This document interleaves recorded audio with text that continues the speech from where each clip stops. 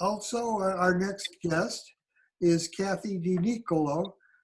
Kathy is an educator and a writer, and she is dedicated to the idea of dedicated to urging young people and others to read, read, read. And of course, in IA Literati, we're based on the proposition that people could and should read to enlighten their borders, enhance their borders.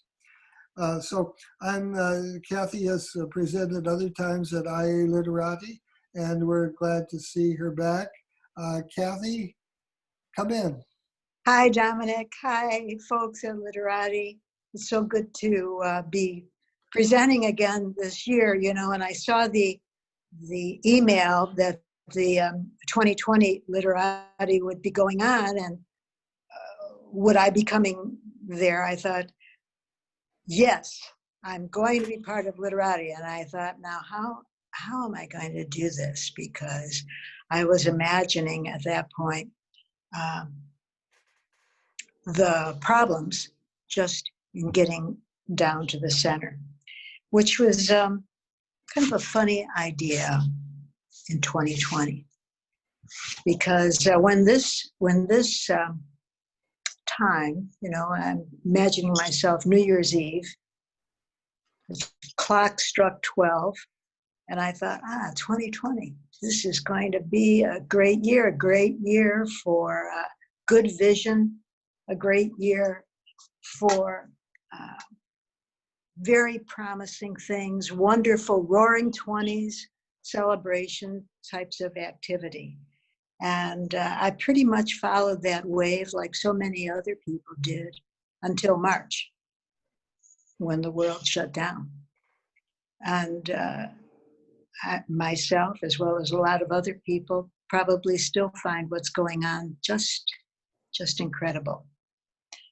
But in looking at things that are sometimes uncomfortable, not good for us, always, even looking at that, at difficult situation, there was some good that came out of it. I have talked to people about this. I said, were there any good changes because of this? And people said things like, well, they got to spend time with their families. They got to read more. The publishing business made a profit of 700% since the pandemic began. Isn't that incredible?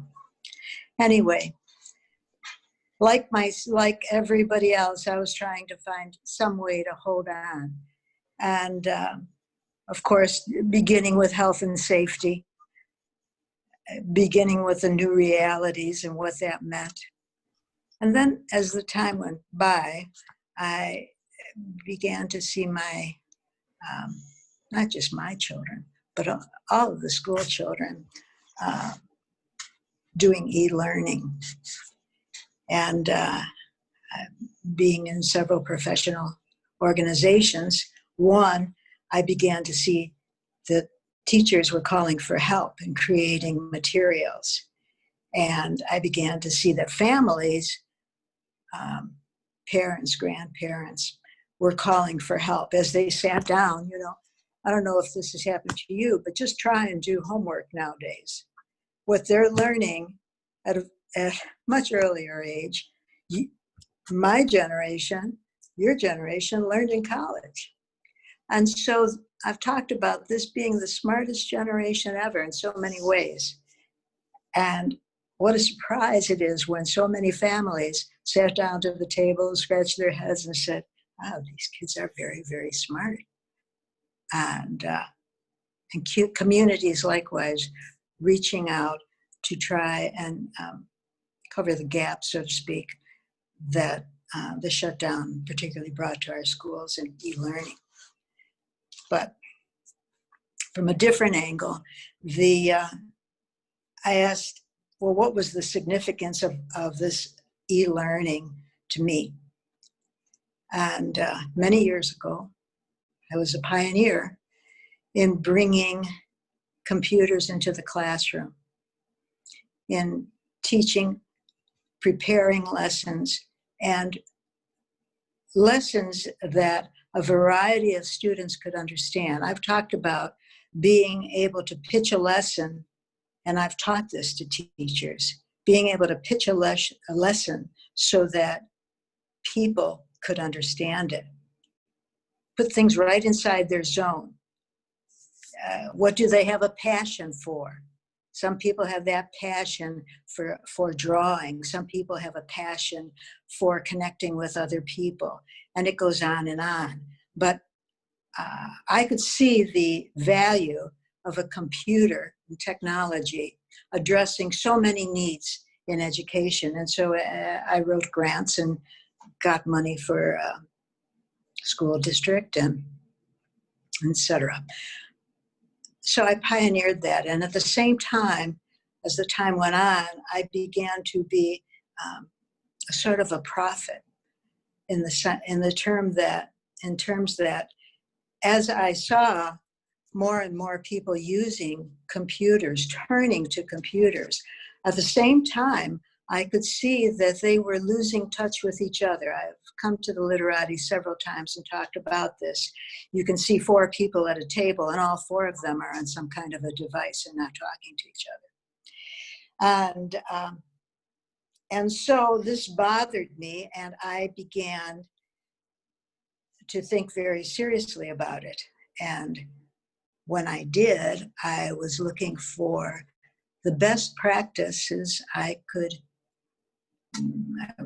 get out to people from an educational point of view, and how could I do that? And I'd always noticed that if I talked theory, I could sometimes see my students' eyes close. But if I could talk a good story about something, I could pique their interest.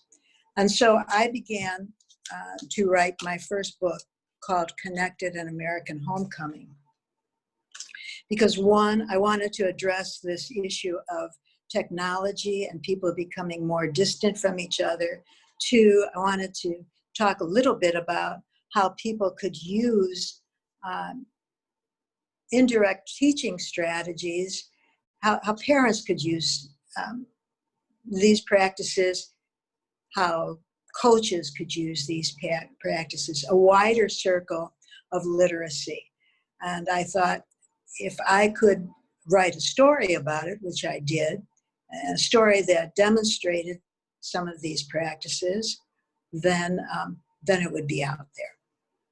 And so I wrote my first book, and this is it, Connected: An American Homecoming. And this is also on my website. Getting back now to COVID.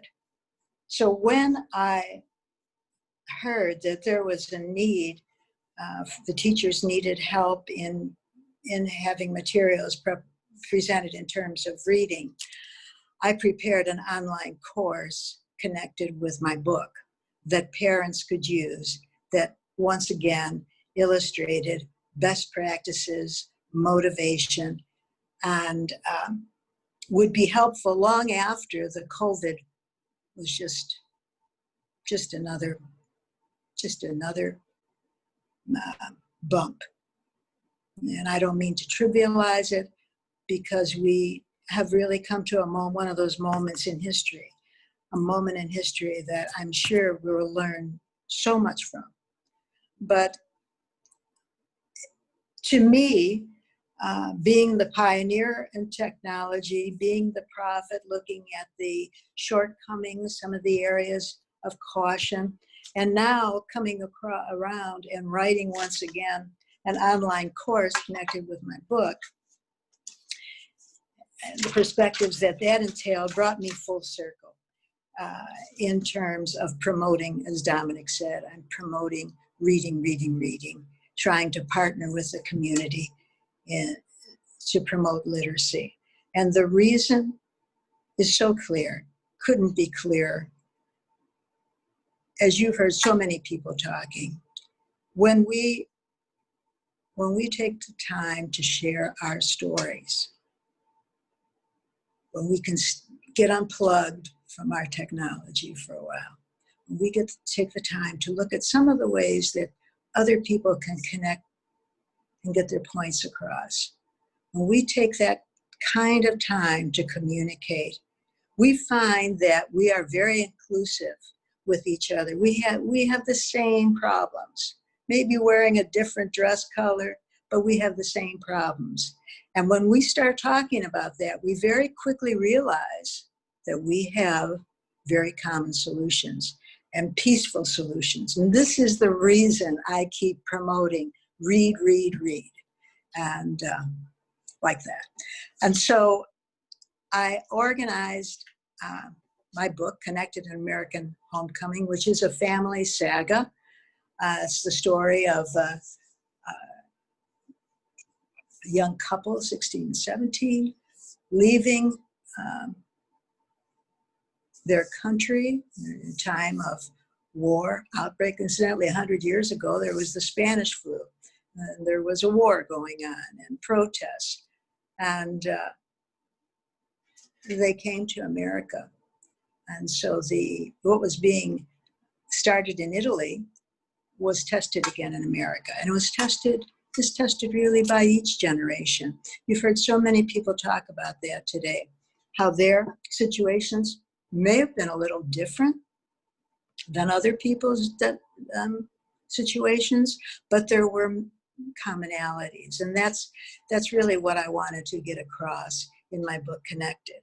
At the same time, I wanted Connected to support the curriculum, what you call national standards. And so a lot of the ideas for Connected support 6th, 7th, and 8th grade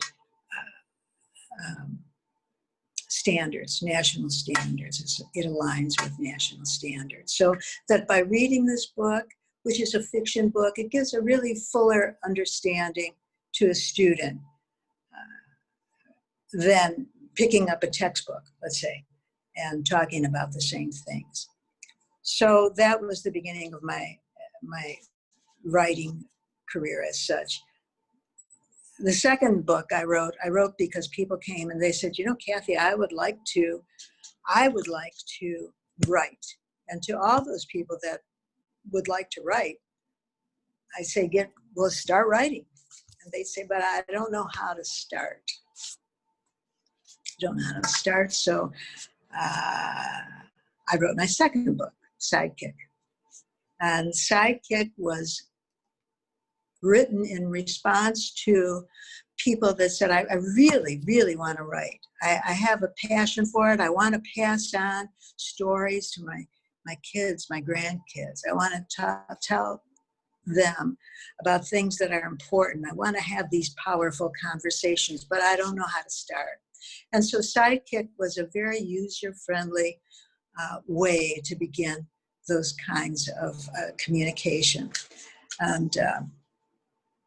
And those were my first two stories.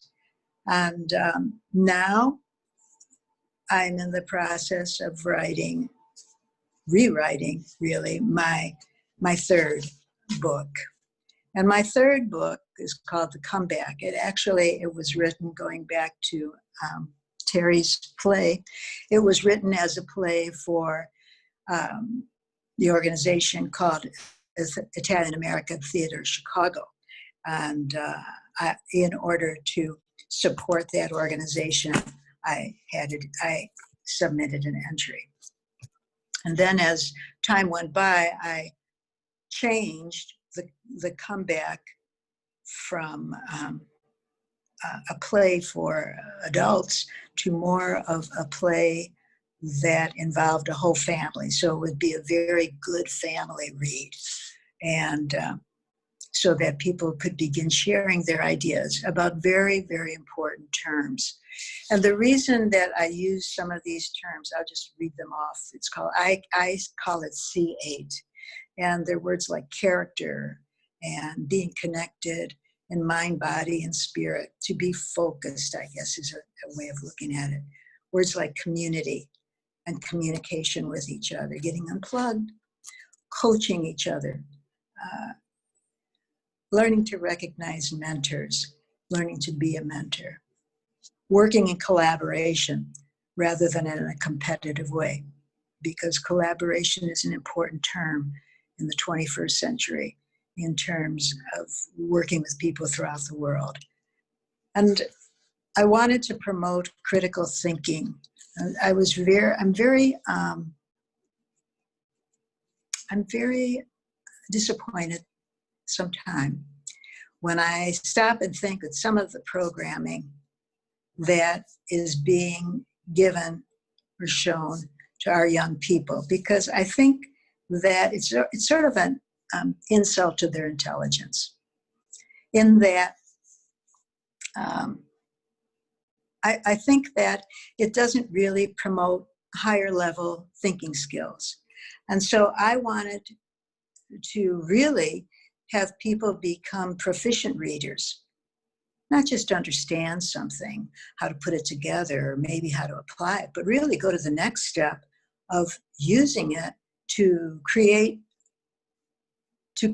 new things for the future, to create a plan that works in different circumstances. So again, the last two, critical thinking and creativity. So anything that I wrote with those terms in mind, because I knew that they were very, very important terms in education. And so I did. As I am looking at the story of the comeback now, I have a completely different format for this. And recently, the Newbery Award and the Caldecott Reading Awards, both of these awards are very prestigious. And they were given to a new kind of literature being adapted that you might call, it's not a comic book, but it uses a lot of pictures and illustrations to present their points. And it's again, it is a motivator for conversations. Parents and their children, grandparents, talking about lessons that they want to leave them with. And so I have begun working on that, and it's not ready for the Literati to show you, but keep looking for it, because I'm going to be talking about that book. Why? Because it promotes reading. And when it promotes reading, it promotes literacy.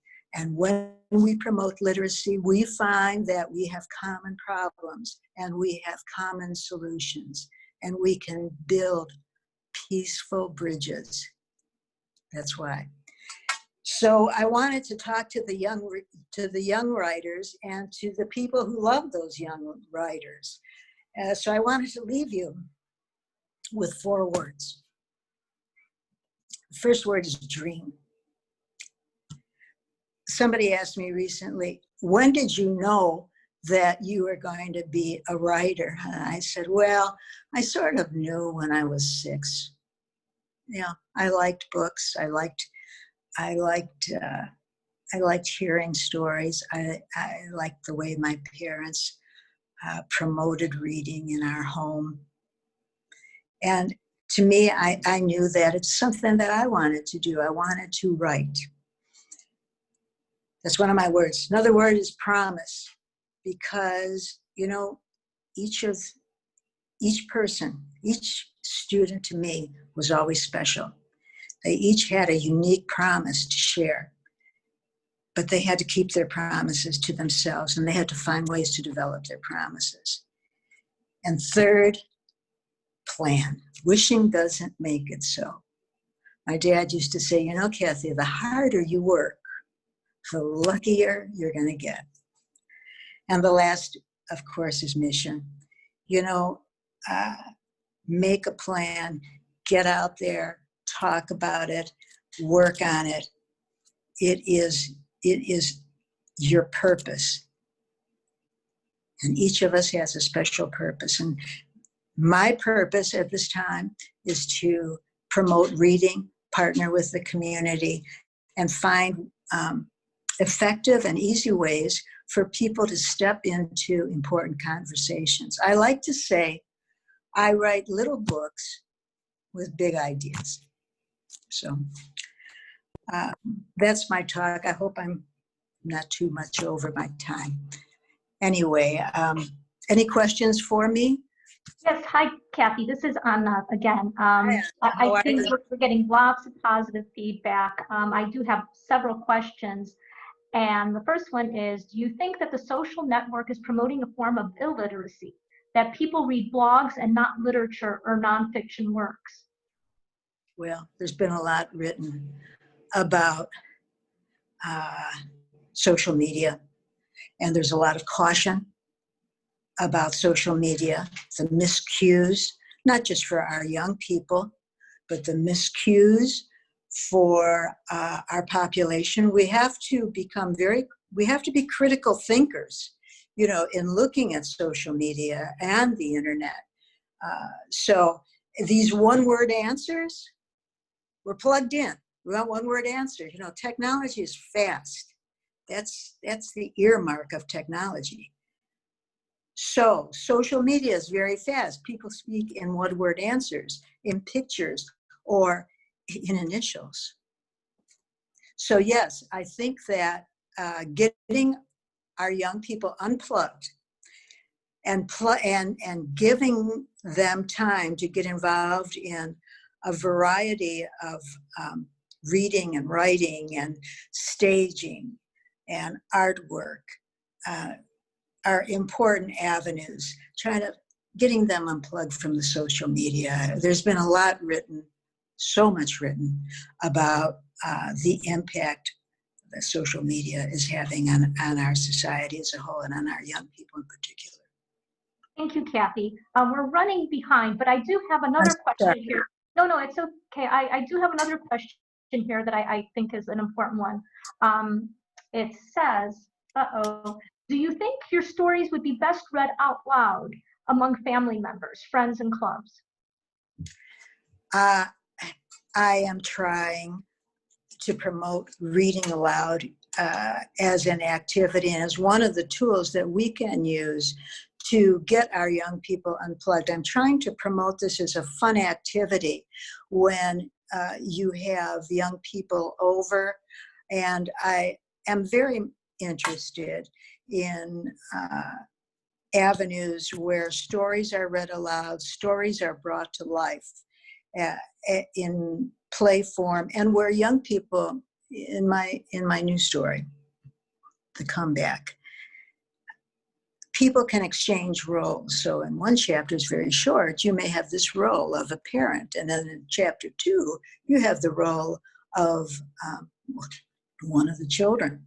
And so it's going to change your perspective a little. You're walking in somebody else's shoes. So yes, reading aloud, having readers theater, which has been promoted at Casa, Italia, and also at this Italian American Theater, Chicago. Using those kinds of initiatives as motivators and just as fun, I think would be very helpful. Thank you, Kathy. I think educators do that too whenever they engage students in group work, is they have students cycle through the many roles. So I'm glad you brought that up. Thank you.